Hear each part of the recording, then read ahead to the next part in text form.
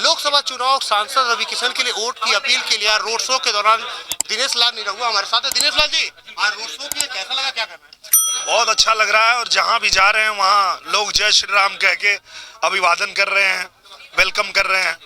और ये देश में हम लोगों ने पहली बार देखा है कि हम कहीं जाते थे तो लोग नमस्ते प्रणाम करते थे, पर अब कहीं भी जा रहे हैं तो लोग जय श्री राम कर रहे हैं। तो ये देख के बड़ा अच्छा लग रहा है कि पूरा देश राममय हो गया है, भगवामय हो गया है। और ये तो गोरक्ष पीठ धाम है, ये वो धाम है जहां मेरी बचपन से आस्था रही। चूंकि मैं गाय चराने वाला हूं, मैं गाय चराता था बचपन से, तो जब मुझे पता चला कि गोरक्ष पीठ धाम है, मतलब गाय की रक्षा करने वाला धाम है, तो बचपन से ही मेरी आस्था इस धाम के प्रति रही है। और यही कारण है कि जब पूज्य योगी आदित्यनाथ महाराज जी ने मुझे और रवि किशन भैया को एक ही दिन आदेश किया कि आप दोनों आ जाओ, एक आजमगढ़ से लड़ो और एक गोरखपुर से, और हम दोनों मैदान में आ गए। और हमारे रवि किशन भैया 19 में ही जीत के और गोरखपुर में रह के और एक एक इंच को चमकाने के लिए काम करने लगे। पूज्य योगी आदित्यनाथ महाराज का आशीर्वाद इनके ऊपर है, हमारे प्रधानमंत्री जी का आशीर्वाद इनके ऊपर है। और मेरा गोरखपुर जो चमक रहा है वो कहीं ना कहीं उसमें रवि किशन भैया की मेहनत भी है और पूज्य योगी आदित्यनाथ का आशीर्वाद है, पूज्य प्रधानमंत्री जी का आशीर्वाद है।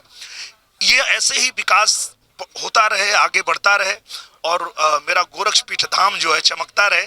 इसके लिए हम लोग आज जनता के बीच जा रहे हैं और ये कह रहे हैं कि कितनी भी गर्मी हो, आप घर से निकलिएगा, 7 बजे निकलिएगा और जा करके कमल के बटन को दबा करके और एक बार जरूर कहिएगा जय श्री राम। अखिलेश कहते हैं इस बार बीजेपी की एक भी सीट का खाता नहीं खुलेगा, ऐसे में आप कैसे?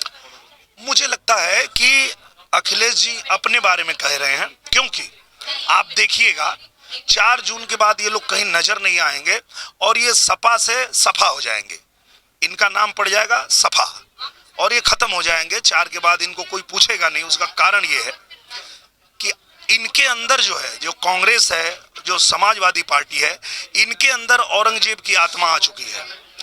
और जैसे आप देखिए, औरंगजेब जब आया था भारत, वो मंदिरों को तोड़ता था और सिर्फ मंदिर नहीं तोड़ता था, वो हिंदुओं का धर्म परिवर्तन करता था। इसलिए करता था कि जब भी ये मंदिर बनाने की कोशिश हिंदू करेंगे तो जिनका धर्म परिवर्तन किया है ये लोग उसके विरोध में आएंगे जब भी मंदिर बनने जाएगा।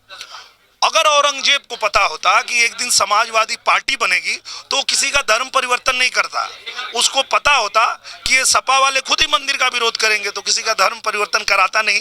कहने का मतलब ये है कि ये जो समाजवादी पार्टी है औरंगजेब से भी ज्यादा क्रूर है और ये हिंदू विरोधी है, हमारे आस्था का विरोधी है। इसको खत्म करने में ही देश की भलाई है। अच्छा, बीजेपी में जैसे प्रधानमंत्री नरेंद्र मोदी बने, पीएम बनेंगे देश के, वैसे अखिलेश और राहुल गांधी गठबंधन पूरी पार्टी, उन लोगों को क्लियर नहीं हो पा रहा कौन राजकुमार बनेगा, ऐसे में क्या? अरे उनको भी पता है कुछ होना जाना नहीं है। जब चुनाव आया है थोड़ा घूम फिर रहे हैं, मौज मस्ती कर रहे हैं, घूमने दीजिए। ये पूरा देश जानता है कि आएंगे तो मोदी ही, चाहे जितना जोर लगा लो, चाहे जितना शोर मचा लो, जीतेगी बीजेपी ही और आएंगे फिर मोदी ही। कुछ गा के सुना। चाहे जितना जोर लगा लो, चाहे जितना शोर मचा लो, जीतेगी बीजेपी ही, आएंगे फिर मोदी ही, आएंगे फिर मोदी ही। ये हमारे साथ दिनेश लाल निरहुआ, जिनका साफ साफ कहना, आएंगे फिर मोदी। अजीत सिंह, न्यूज़ 24 गोरखपुर।